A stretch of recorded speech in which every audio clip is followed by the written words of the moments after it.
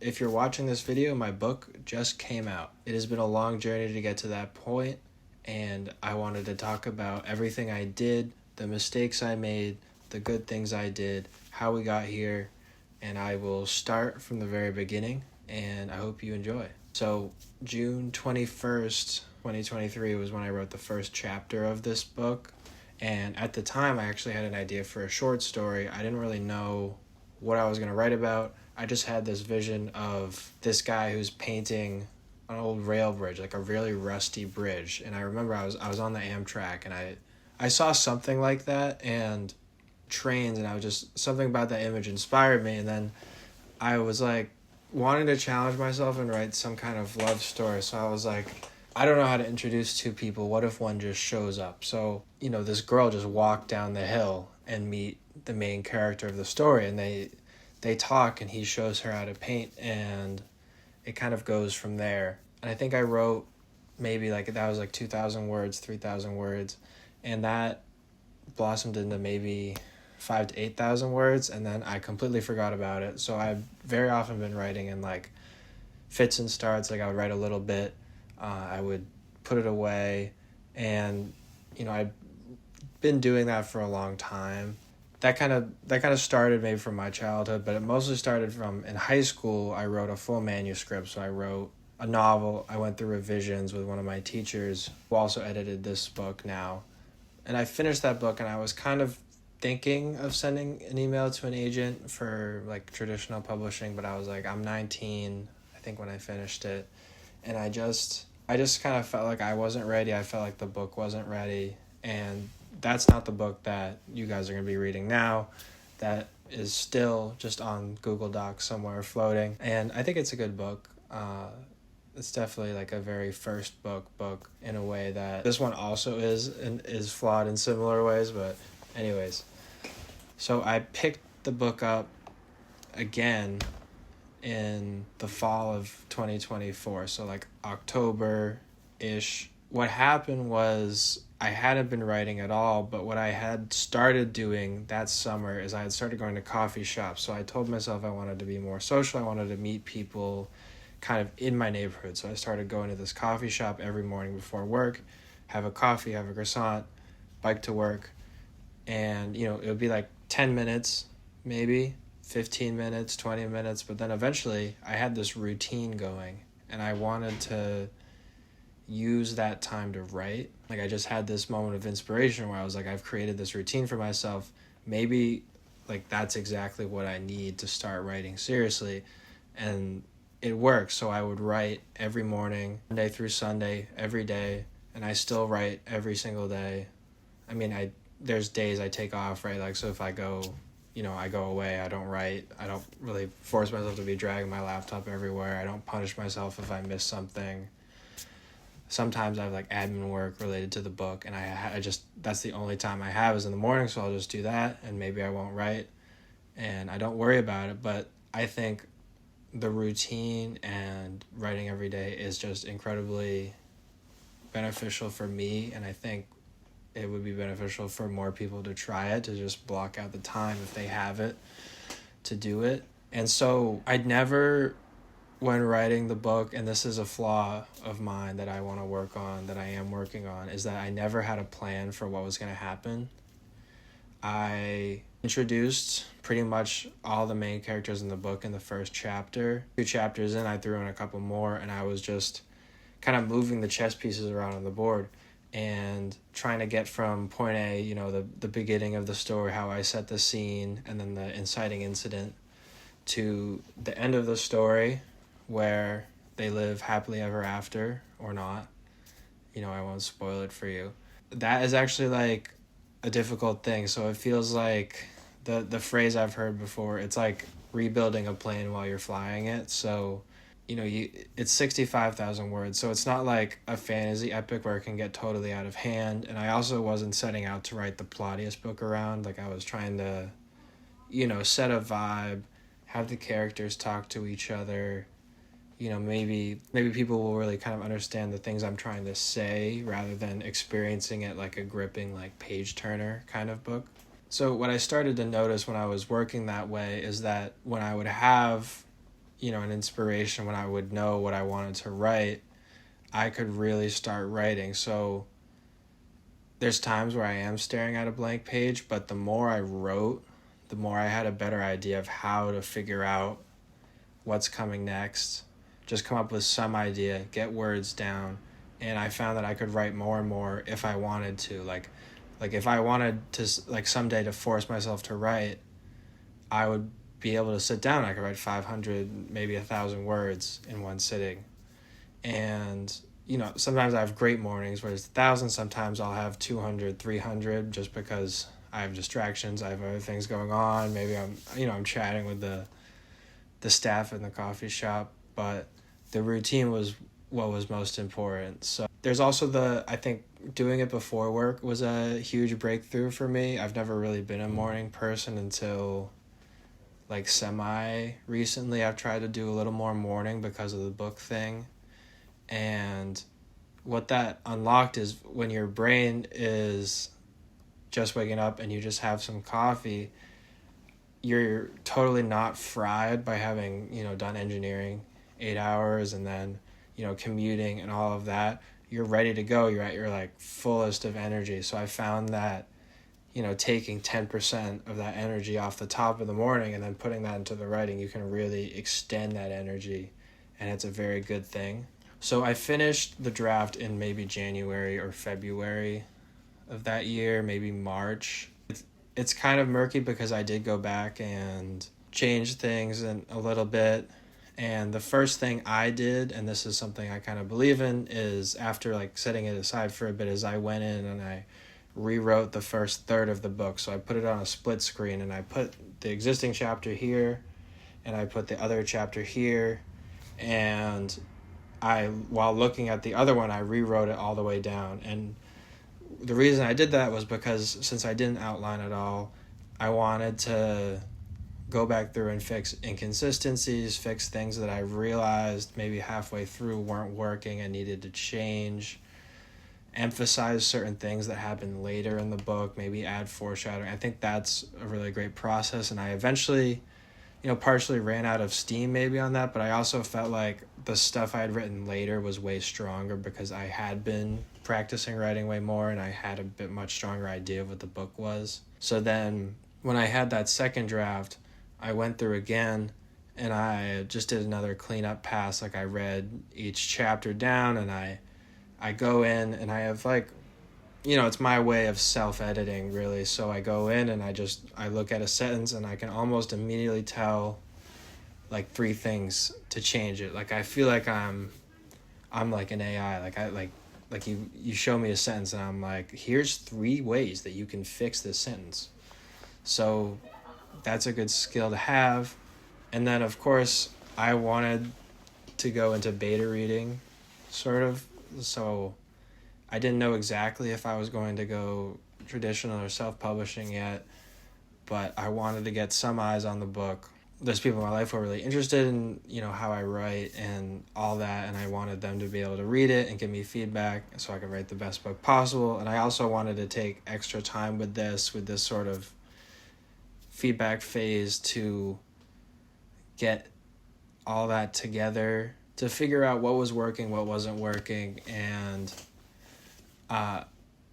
I'm not calling anybody out, but it actually ended up being very hard to get people to kind of read the book. Everyone likes the idea of reading a book. Everyone intends to read a book, but it's actually, it's a time commitment.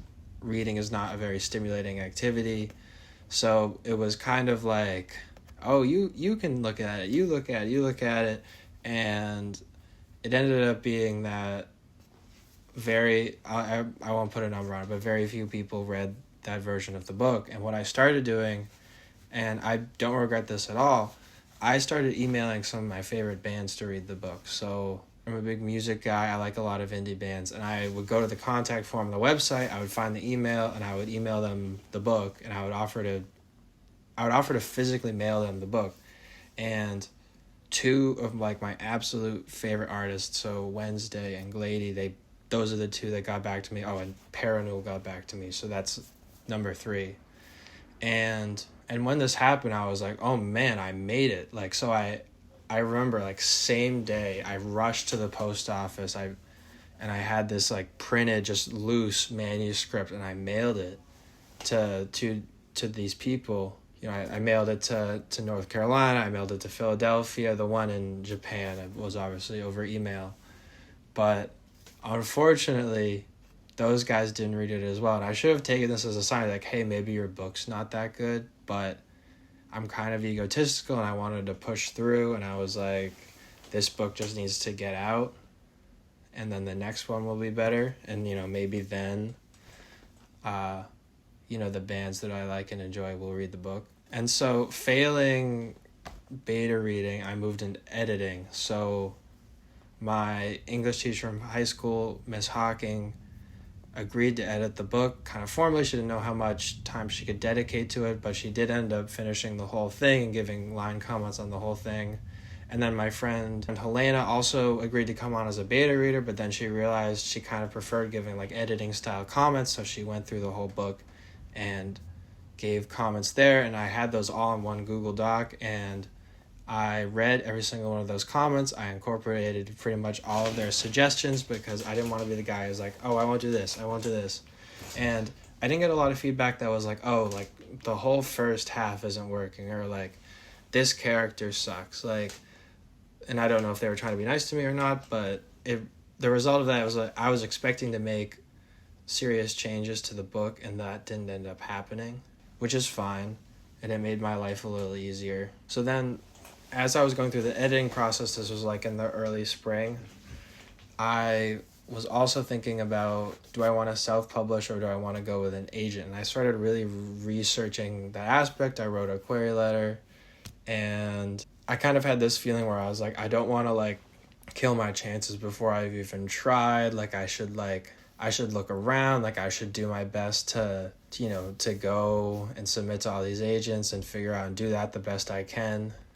And then I was reading more about that stuff, and I won't, talk too much smack about going traditional, but if you submit a book to a publisher, it could be 3 years before you're holding that book in your hand. So like from getting an agent, going on submission, going on revisions with the editor, if you even get one, and then like a book is a year plus process to like set it up in the marketing, and it's a very slow process. And I was like, I could spend all that time, getting better at writing books, getting better at releasing and marketing books, and it could all be stuff that I enjoy doing. I just don't know yet because I haven't tried. So I also wanted to think about goals. So I think people don't talk about their goals enough when they're writing. Like they're writing because I want to write a book, and I think that's exactly how I feel as well. But when you're talking about getting published, you could just put your book on Wattpad or whatever, and people could read it if they wanted. You could like send your friends the link. But for some reason, people don't do that, right? They want a more professional package, and beyond that, they want approval. They want an industry that is very selective to tell them you're good enough to be with like the bigwigs and you wrote something worthy. And I think that's fine as well, and that'd be something I still desire on my own time. But I was thinking about it, and it's like, are we all just like crabs in a bucket, Like, why do I need that approval when I could just write a book and release it? You can order it online, it'll come to your house in 2 days, and you can read it, and it's the same thing, right? And I think people, when they think about goals, you should think about like, how many copies of the book would I be happy selling? If I sold 100 copies of this book, I would be pretty happy, right?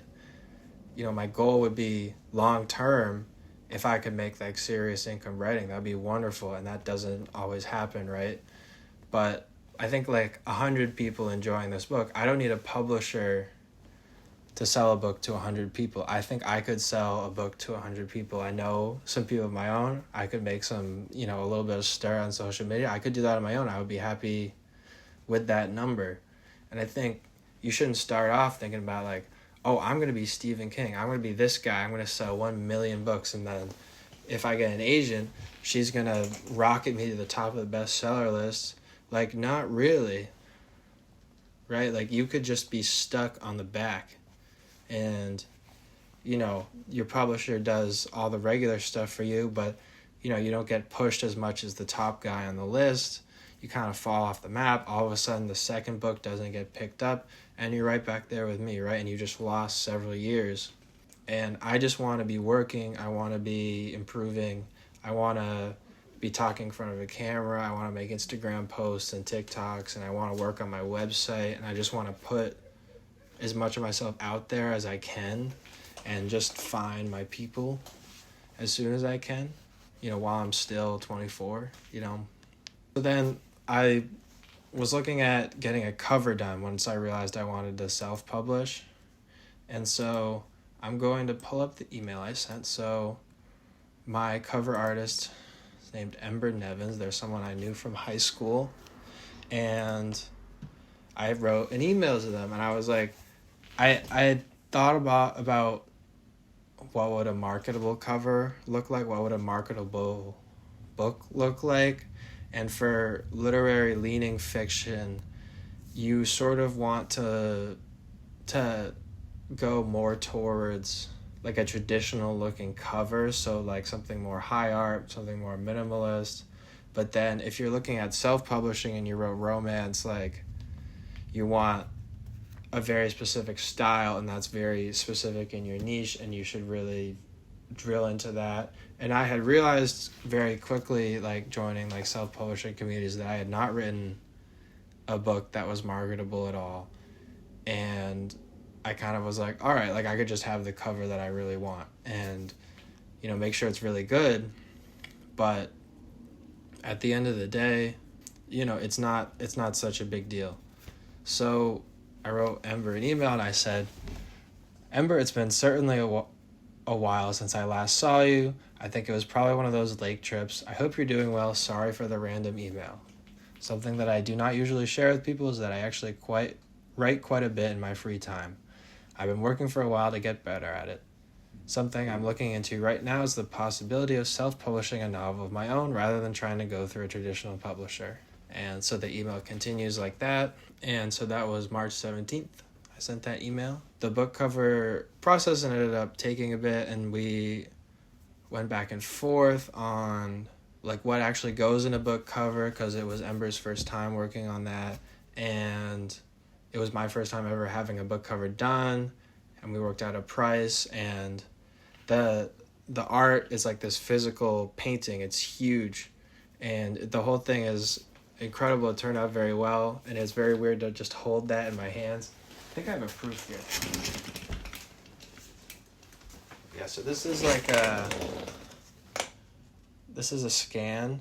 I'm a little blue right now, but that is the art there that turned out on the book. And so that all is pretty cool. And so I like started teeing things up. So that's the thing, when you're working on a book and you're doing everything yourself, you have to like think in terms of lead time. So I was like, all right, I'll get the art done like as early as possible so that I have a cover, so that I can have something to show on the website and on socials and talk about the book. And it represents something more than words. Like an image is very powerful, I feel like. And that image is like my image, right? So it only associates with my book. I also, around that same time in March, April, I set up a website for myself. I have some through other avenues picked up, like the skill of HTML and CSS. And I found it pretty easy to pick up. And I was looking like, do I want a WordPress site? Do I do this? Do I do that? And what I landed on was a static website. So that's just a website that has no like server. It has no back end beyond just it being raw file storage somewhere in the cloud.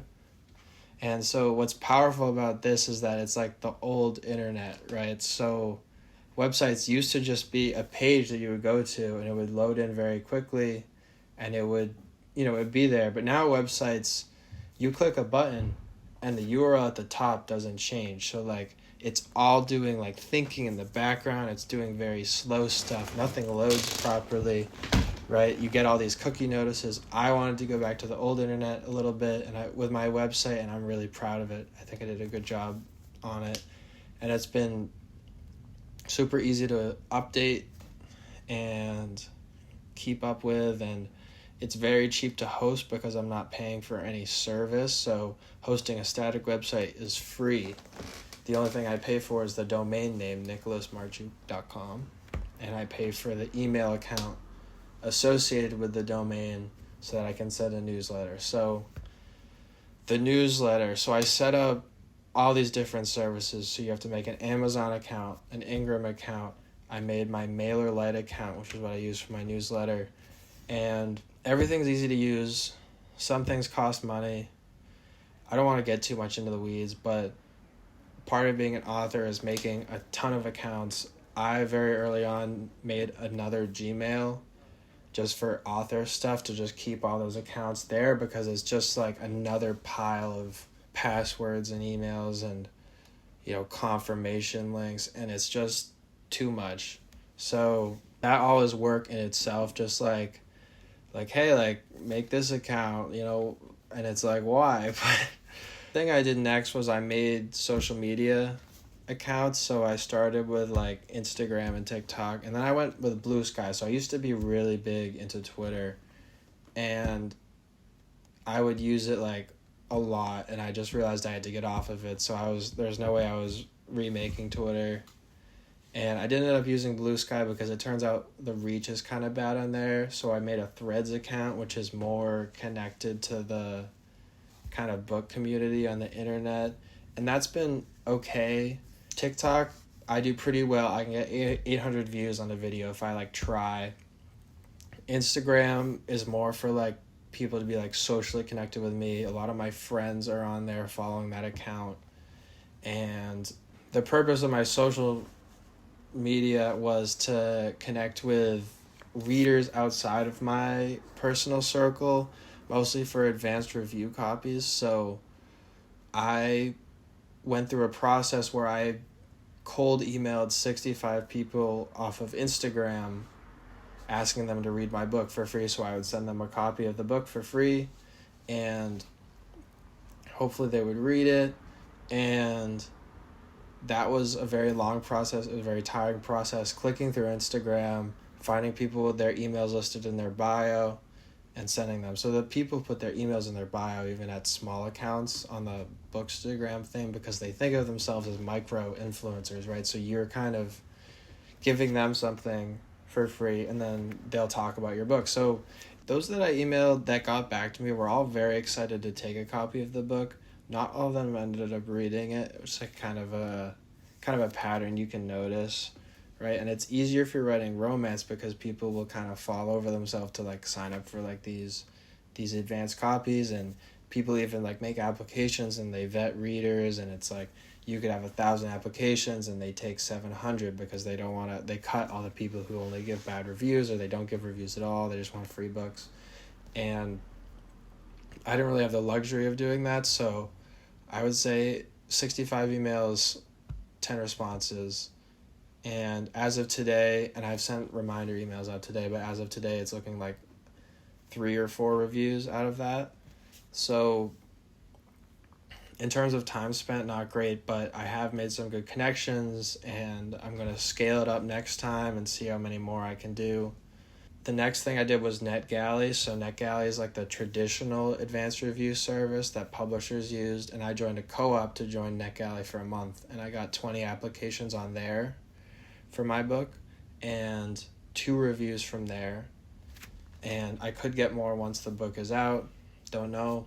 Then the last thing I tried kind of after like flailing at this campaign for a while was I made 2 kind of targeted Reddit posts on small communities that I'm like a part of. Like I don't post on those Reddits or like really read them, but I'm part of that, like the kind of same fan thing that those things are a part of. And I left the free book link there, and I was like, hey, like I just want to give you guys a free copy of the book because we like the same thing. And I actually got 122 signups from that, I think was the number, which it's really cool because that like tripled the size of my mailing list, right? And so far no reviews from that, but that was just a couple weeks ago.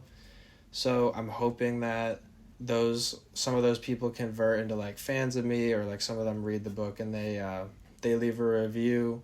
But the thing is, people who take free things want the thing. Sometimes because it's free, they might not want it because they're actually interested in it, which kind of means it becomes something kind of on their bookshelf rather than something they're really interested in devouring right away. Also, while this was going on, I was like, crap, I have to set like an actual publication date and like give myself a deadline. So I told myself I would release the book in the summer because like the delays kept piling up on my end, and I was like, dude, like you got to get the book out. So I picked the end of the summer. I was like, what's the last Friday? That's not Labor Day weekend. Okay, the August 22nd.